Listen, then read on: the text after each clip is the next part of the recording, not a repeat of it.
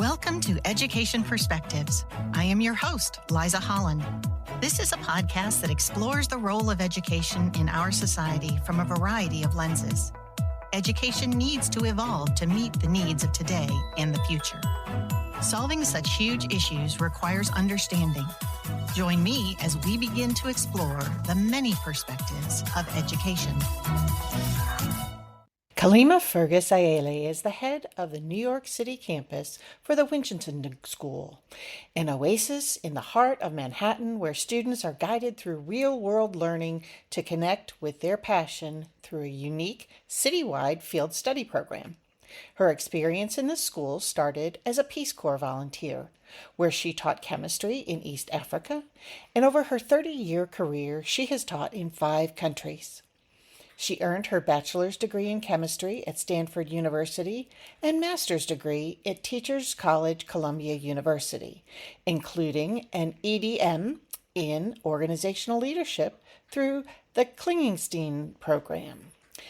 A native of Brooklyn, New York, Kalimah Fergus Ayele has always been committed to building thriving, inclusive communities where participants experience a sense of belonging and have the opportunity to build the necessary tools to design and create a more equitable world. So, Kalimah, welcome to Education Perspectives. Thank you. Thank you. It's my pleasure. Thank you so much for having me. Well, I am so excited to learn more about your school. The more I read about it, the more I really loved it. Oh, First question I ask everyone is, tell me from like a 30,000 foot view, why do you think that we as a society should invest in education? so for me, it really comes down to the way that we want to support the growth and well-being of our children. And in this country in particular, we have quite a charge, right?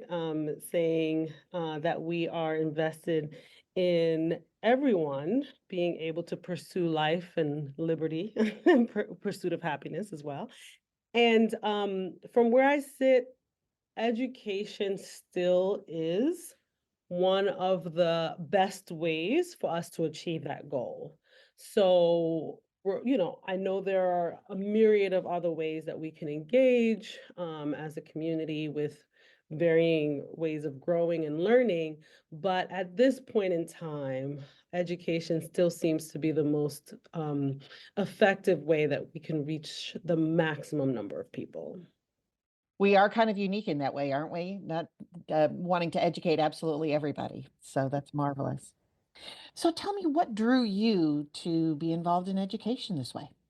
So I guess I would say, because I do think it's common for most educators, so I can't speak for all, but I would say for many, similar to what I find from many others, it's because of my own experience in education.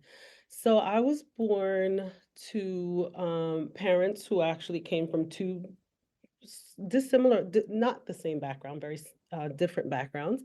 And one immigrated from the Caribbean and really grew up in an impoverished background in the Caribbean. And so my grandparents on my paternal side didn't necessarily have the opportunity to achieve much in terms of education.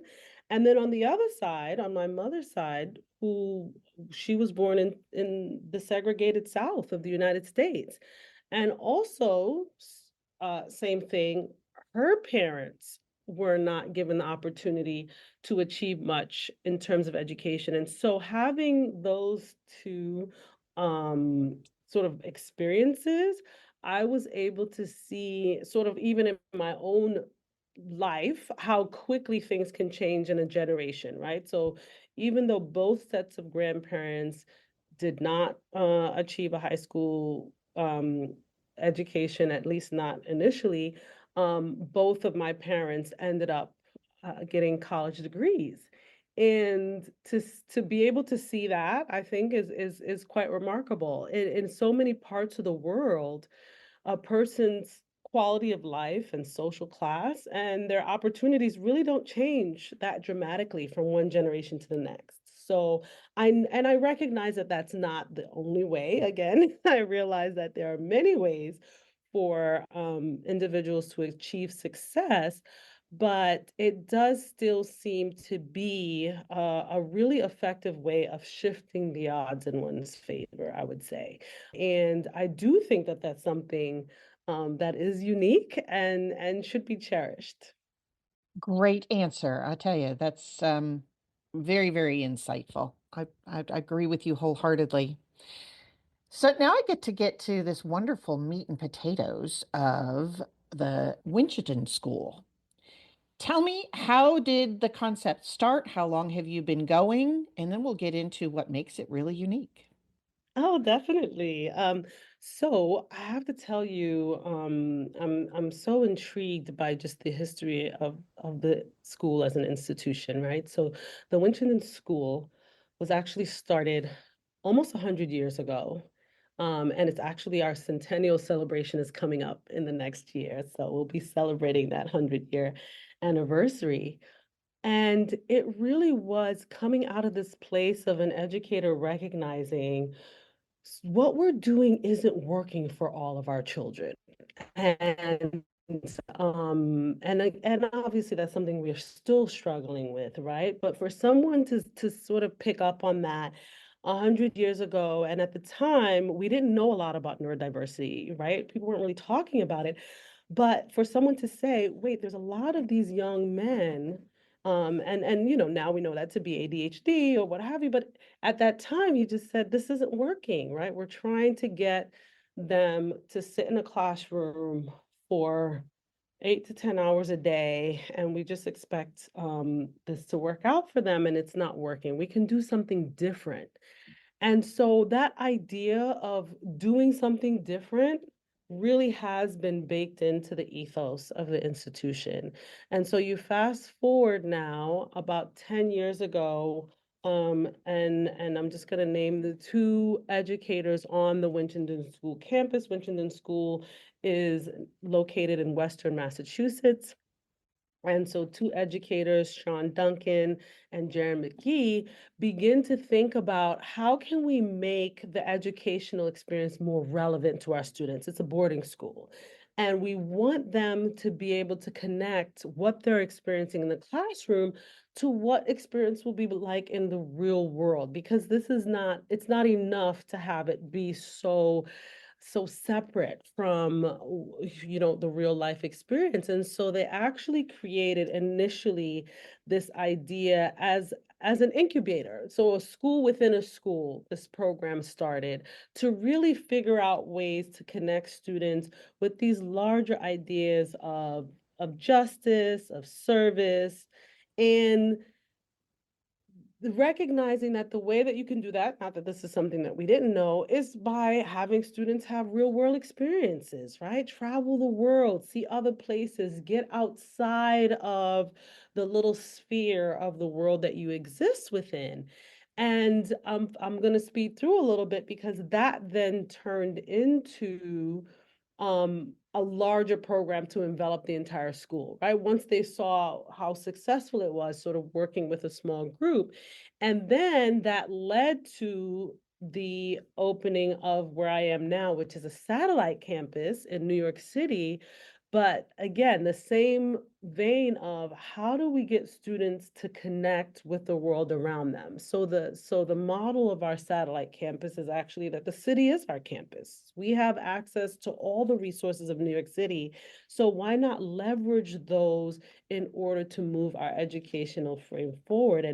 And I think about I don't know if you read Braiding Sweetgrass, but I think about this idea of we are all stewards of the land that we're on. And so if we truly want our young people to embrace their responsibility, they actually have to know what it is that they're embracing. They have to feel some connection, and having the experiences that they have. So part of what we do here at the Winchendon School New York City campus is the students are off campus every week. They're out in the field, they're going to different locations around the city, and they're really having an opportunity to savor the city. And I think part of it, I mean, it sounds cheesy, but you savor the world so that you'll want to save the world, right? So the idea of having them connect with their city, connect with each other, and then then that leads to them really deepening their connection with themselves. They get to explore what it is that they enjoy, what they don't enjoy, and they won't know that unless they have an opportunity to try different things out. And by that I mean all the things, right? Building boats and engineering, traveling to the UN, and they've just had so many wonderful experiences through, we call it the iLab program. And they just have an opportunity really to really learn from this unique place that we call home, which is New York City. What a fantastic notion. And I love the fact that it's coming out of an organization that is almost 100 years old.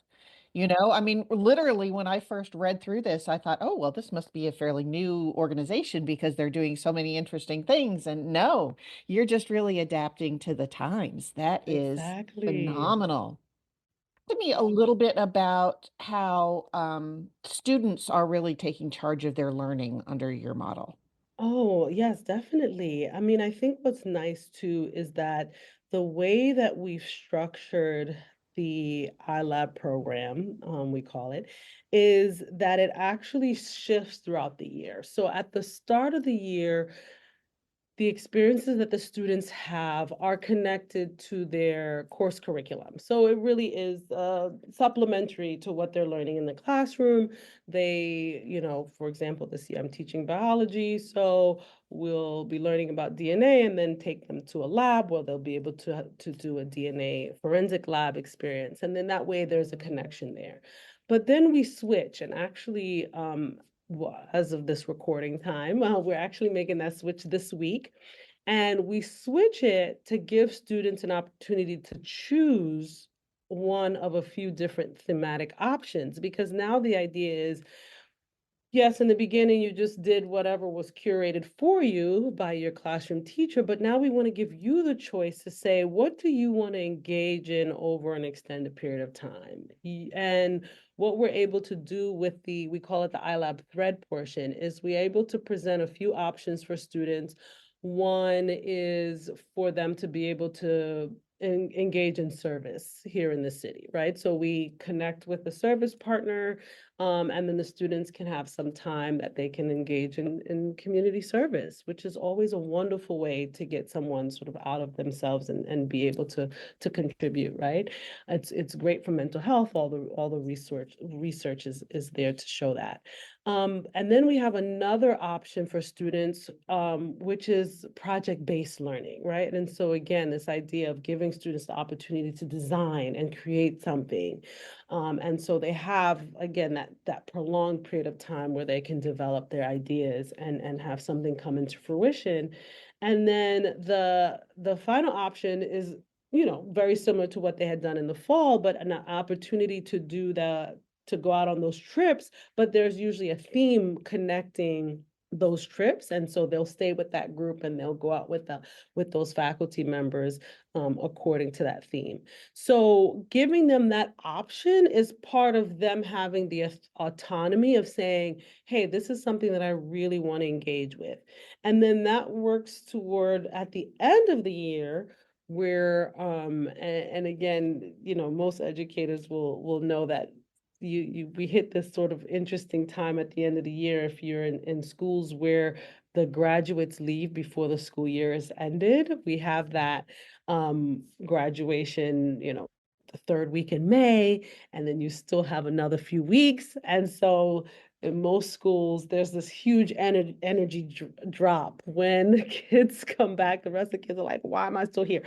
Well, that doesn't happen for us because we have another program that starts, which is a 3-week interdisciplinary course where the students actually build toward a symposium that they get to share with the community members and with the parents about what they've been learning. And so again, these opportunities where there's an increasing opportunity for students to have some autonomy in what they want to engage in, but also some creativity and some innovation about what that looks like. And you really do see over time that confidence and like, this is who I am. This is what I'm really passionate about. And for some of our students, we actually, especially by the time they get to be juniors or seniors, they actually decide they want to engage in an internship that they found because they've made some relationship or some connection outside of school. And so they have that option as well during during that iLab thread and that final, we call it collab at the end of the year. If they have an internship or a job, they can actually use that time to engage in that. That is marvelous. I love that, I feel like that in this day and age, students need to be drivers of their own learning because the pace of change is so fast, right? You have to be a lifelong learner. You can't rely on what you've been taught in school anymore. I heard one statistic that in the 1970s, a full education, K through 12 plus college, ought to hold you for about 30 years. Okay. That statistic now is 18 months. Wow, that's so interesting. Yes. And I think I'm fascinated by the fact that they've actually figured out the amount of time, right? Yeah. Like how much time it will take before what you have learned becomes obsolete. And it's and we're seeing it, right? We're seeing a year and a half. We don't even know what the world will look like a year and a half from this moment. Crazy. Yeah. But that whole piece of preparing kids for the new world that we live in, I really liked the fact that you mentioned trying to incorporate design thinking into your coursework. Can you talk to me a little bit about kind of how that came about and how the kids are receiving it? So yeah, so it's been an ongoing, passion and interest of mine. When I first came across, it's sometimes I think it is a little unfortunate how our industries can be siloed, because I know design thinking has been a part of the business world for quite some time. And it wasn't until I was actually working as an international teacher for about a decade before returning to New York.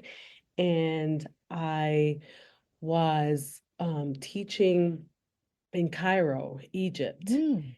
And I ended up, it was, well, that's an entirely different podcast. I know, I know. I'm like, all right, I want to know that story now. Thing, I know. And, as is common when you live and work overseas, you end up connecting with people in different industries, which is wonderful, right? It's sort of you end up, meeting Americans who are there for so many different reasons, in a way that doesn't necessarily happen when you're home, because especially as an adult, right? You kind of have your set group of friends and so when you're overseas, you kind of have to break out of that, right? Just to create a social circle for yourself. So I ended up meeting another American who was a professor at the American University of Cairo, and she ended up telling me about this 2-day design thinking workshop. And so I go to this workshop, and when I tell you, it just opened up my mind completely. I'd always been quite interested in service, and in a lot of ways, my own connection to service is probably a lot of the reason why I got into education to begin with. But I remember going through that workshop and just having it really shift the way I thought about what was possible even in education. And so I ended up following up with one other course. Through the University of Virginia, but it was online. But it was related to this idea of like, how do we use design thinking for innovation? Because again, like most educators, we were like, something's got to give. We got to figure out how to make these changes. And then the third piece, I know it seems like design, design, design, but it did. It's like all of these pieces kind of came together because when I returned to New York City, and I ended up attending one of the larger organizations for independent school, the National Association of Independent School has an annual People of Colors conference every year. And so I attended that first year. It was actually online, but I attended it online. And one of the presentations, I actually did one of the extended ones, was again on this concept of liberatory design and using design thinking tools, and because it was for educators, they had figured out how to tailor some of these materials. And so for me, that was where everything kind of clicked together. And I was able to see, okay, so here's the connection between how we think about design. And I know there's a lot of work happening at the Stanford Design School as well, which has been really exciting. And so one of those books is a creative confidence book that I have that I've really loved, has really helped me to see how do we bring those elements in so that we can make those shifts small or large. Mm-hmm. It's not easy, right? But it's possible. And I do think that we have the tools to do it, right? So sometimes it's like, okay, do we have the tools? Do we have the desire? And then some of it comes down to capacity. Like, do we have the capacity to make this happen as well? And so for me, it's always about asking those questions and seeing how we can just make those shifts. Now, education, like most systems, is very resilient, right? So there is a lot of resistance to these changes, but that's part of the reason why I'm so excited to be part of an institution, a school, an organization where innovation has been baked into the culture, right? So that people aren't afraid of changing and shifting as things need to adapt and evolve. It's been wonderful. Well, I look at your model and it's like this is what I dream about for schools to change and become and do. And so, that's another thing. Tell me a little bit about, yes, it was baked into the culture, but some of these changes are quite radical in comparison to what we've been doing for 100 years.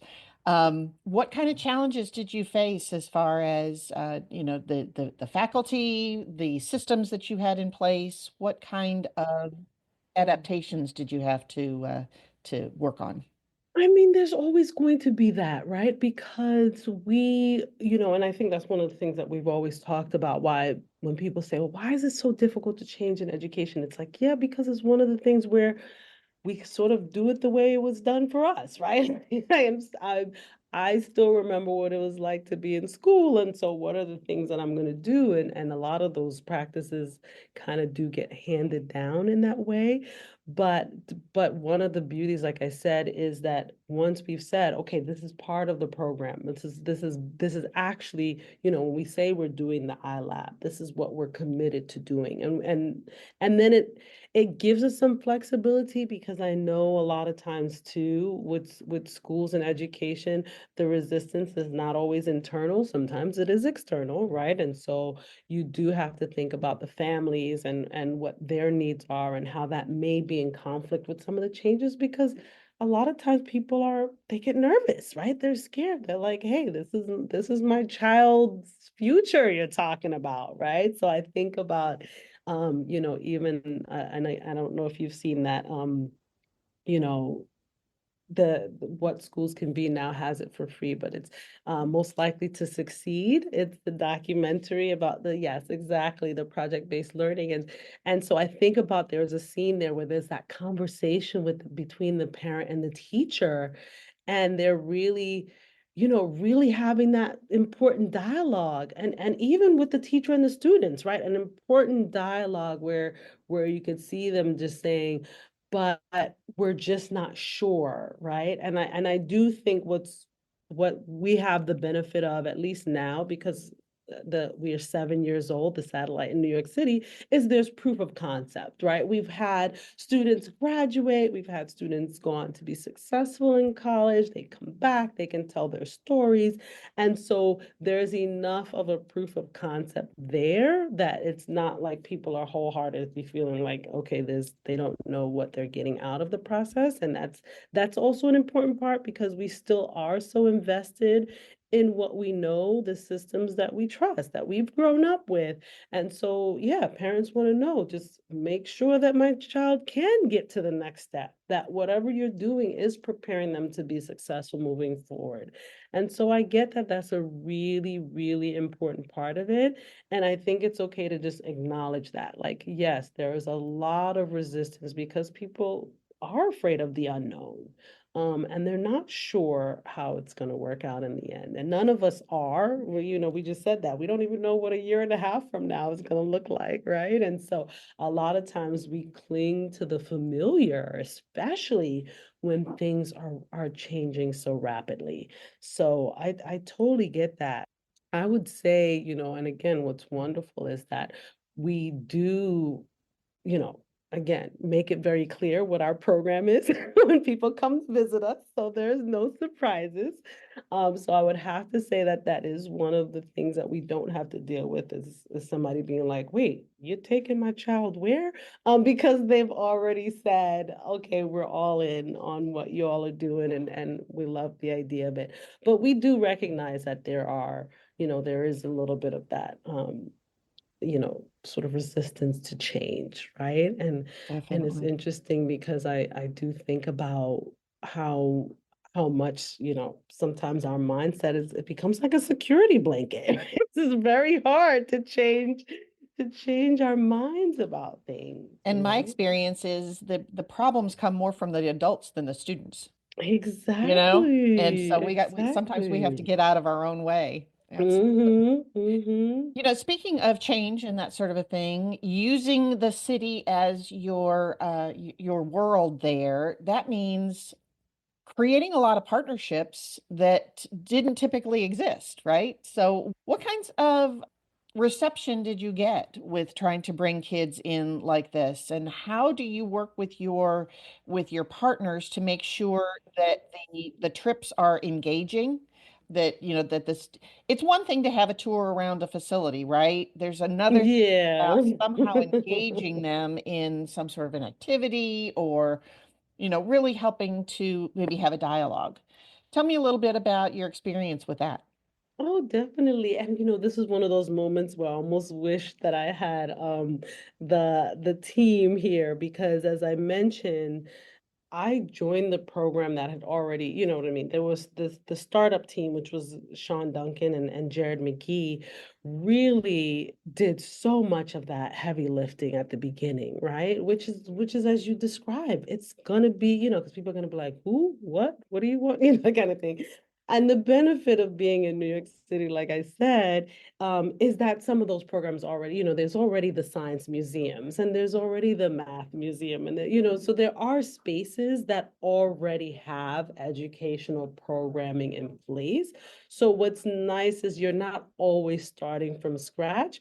But then, as you mentioned, there are some times where you really do have to talk them into, hey, this is what we're trying to do. It's gonna be great. And then you say to the kids, please behave yourself because we really want to be able to come back. And that's okay. Like, and they're teenagers. So, Yeah. there'll be things. And then just building that confidence, right? Because again, it is New York City and I'm doing it too, right? I'm taking the kids on the subway and we've got the Metro card and I'm like, does everybody know what stop to get on and get off? And you're doing all the things. And so there is a lot of that.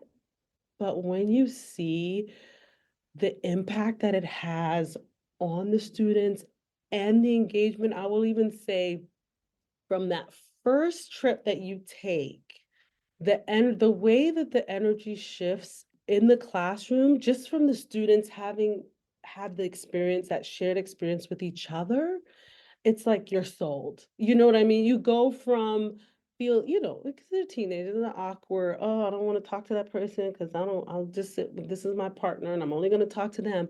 And then after the first trip where everybody's on the subway together and it's like everybody's got to figure out where they are and where they're going. Now all of a sudden it kind of gels the group and it does really shift even the energy, I would say, in the community, right? Because what happens, I'll just look at it over the course of the week. So, we start school on Monday. People are like, I hear grumble, grumble, right? Our field days are on Thursday. So there's usually just like, the 3 full days of Monday, Tuesday, Wednesday. But then Thursday, we're you would think, okay, now people are sort of like dragging to the end of the week. They kind of have this to look forward to. And because it's on Thursday, right, most likely during class on Monday, Tuesday, Wednesday, it's been a build up toward what's going to happen. And like I said, they go out, they have this experience. And so Friday, rather than being like, oh, I got to get out of here, it's the weekend, they just had this wonderful connecting experience together. And so on Fridays are actually like a really nice day on campus, right? Because people are actually like, yeah, wasn't that, whatever. They want to exchange stories with each other or what have you, because they might have friends who weren't with them on the experience that previous afternoon. So it really is, I can't speak more highly of the work that it is that is being done and how it's impacting the experience of the students, especially now, right? When you see Yeah. our young people are so connected. And I don't want to take anything away from the wonders that we have with technology, all the information we have at our fingertips. But for some of them, they have a hard time even looking up from the screen, right? It's so hard to get them to engage. And that's what these experiences do. It kind of forces them to be present because they have to. They have to know where they are and what they're going. They're doing something new and different. And just having that, that experience really does give them that opportunity to unplug in a way and just connect with their own humanity, which I think is so needed, not just for young people too. I mean, we're all struggling Exactly. with It's it, it's but critical across the board. A lot of us adults, again, are too stuck to our phones. exactly. So tell me a little bit, because your academics are always going to be, so how do you assess this stuff? How do you know that you are succeeding, et cetera, et cetera? Tell me a little bit about how you try to incorporate this experiential learning into your assessment system.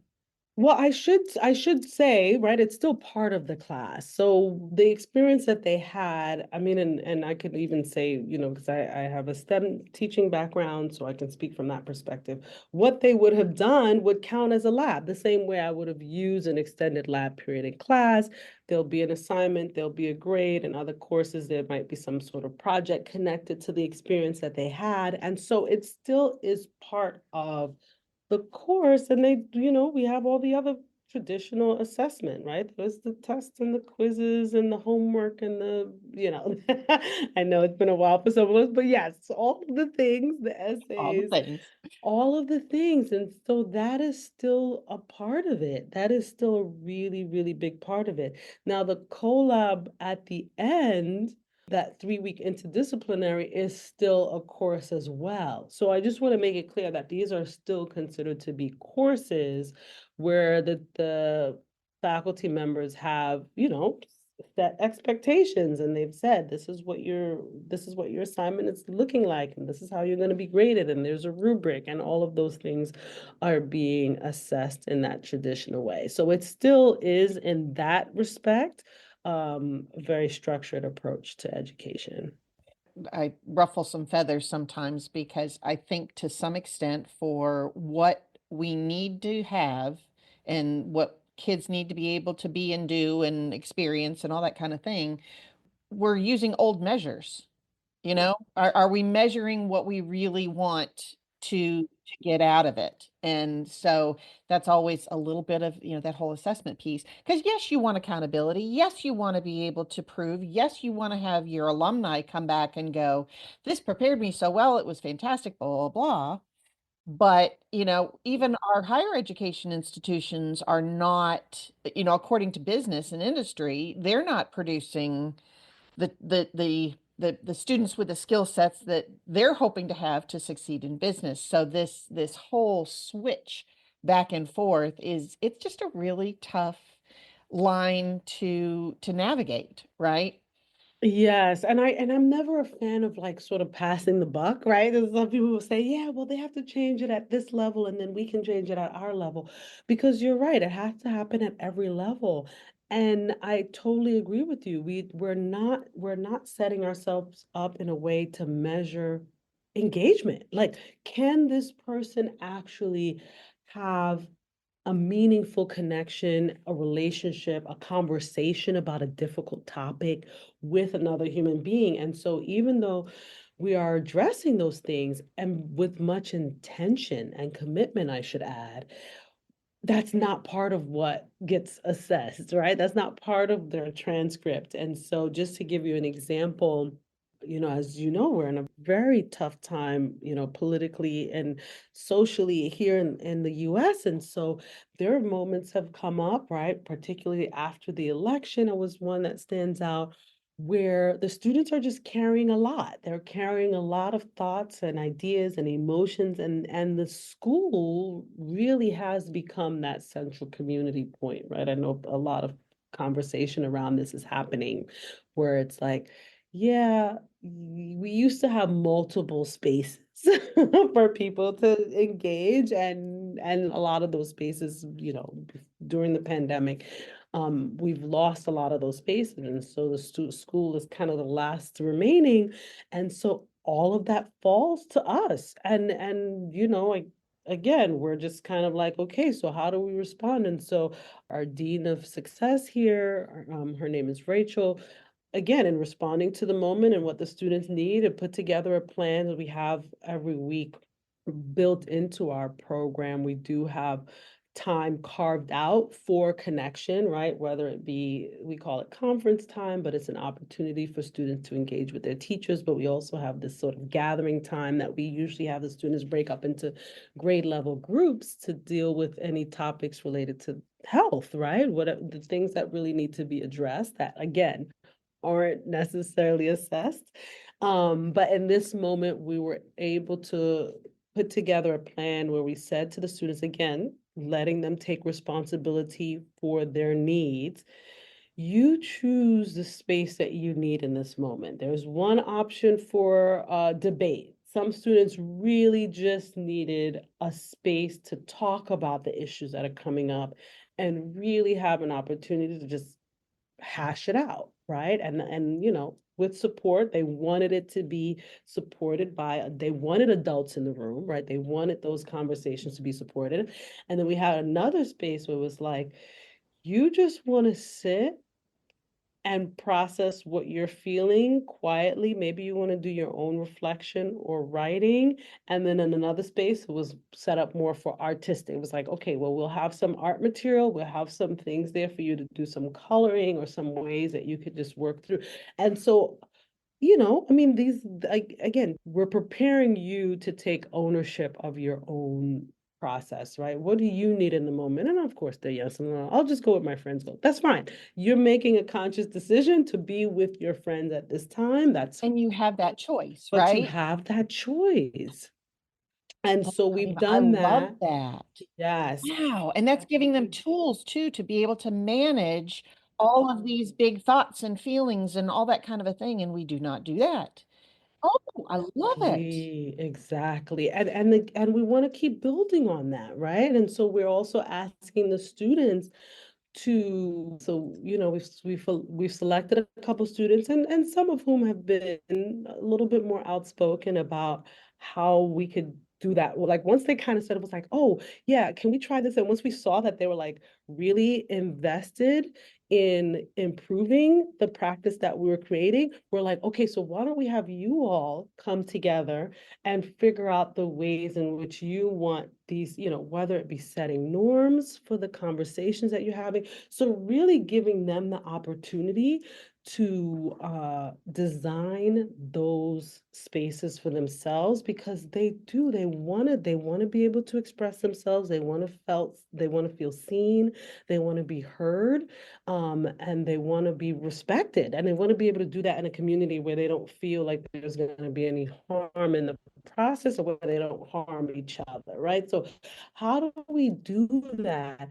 And when I tell you how inspired I am to see the students take the lead in wanting to be part of designing that for themselves, I'm like, okay, we're gonna be all right. We're gonna be okay. So yeah. And they're so incredibly capable. I'm working with our local school district with a portrait of a graduate type of a program, and we are having high schoolers go through and make the presentations for the students and do all of that, kind of taking them through the process. And it was funny because they changed how it was presented. They changed how you would approach it. They were really Mm. empowered by the fact that they could change the language. And so just to watch these kids take all of that and start to take ownership of, does this actually fit? Does, what has been come up with as far as what we want to be able to be and do we need to add? Do we need to change? I didn't understand several of the words that were used in this because we've kind of gone through a period where the teachers had a lot of input. Now we're going to do students. We're also going to bring in community. But it's just so wonderful to see these students that, I mean, they get it and they are ready to take that kind of energy on. And Isn't it great? we Yes. had the first one, and the middle schoolers were really disappointed that the kids weren't coming back for a third day to be able to have those Oh, discussions. wow. This is so cool. That is really cool. Oh, I love that. I'm actually involved in some conversations with my accrediting body as well around the portrait of a graduate. So I love that idea. That's yeah, I'll probably have to borrow that one too, because as the more we can get them involved in taking ownership of it, the more, yeah, the better off we'll be, right? It's great. Very, very cool. Happy to share anything that we've been doing with that with you on that one too. Oh, I'd appreciate that. Thank Lord, you. I feel like I could talk to you all day, but Same. coming to kind of a close of our window here, I do have a final question. Yes.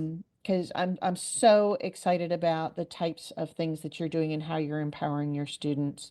What would you like for decision makers to know? That could be people in the legislature, it could be board members, it could be whoever. But as far as really moving things forward and allowing kids to take agency, what would you like decision makers to know? But yeah, I think it ties back to where I started with this conversation, which is that I really do, and I don't know, maybe it's just from my vantage point, but I don't feel that it's uplifted as much as I think it should be. But this idea that we are all responsible for uplifting the tenets of the Declaration of Independence, right? So when we say we hold these truths to be self-evident, that all are created equal, that they're endowed by their creator with certain unalienable rights, that this is an ongoing assignment. This is an assignment that lives beyond our lifetimes.